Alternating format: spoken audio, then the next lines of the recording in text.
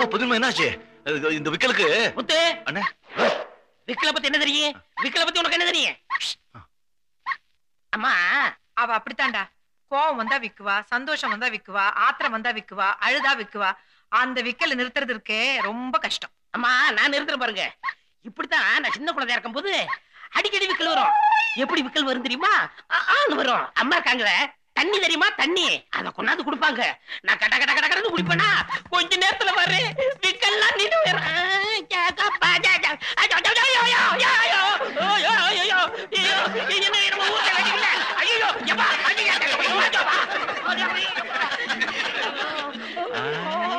அம்மா பாத்தீங்களா, விக்கல் நின்னு போச்சு. அதான் பயமுறுத்துறேன்.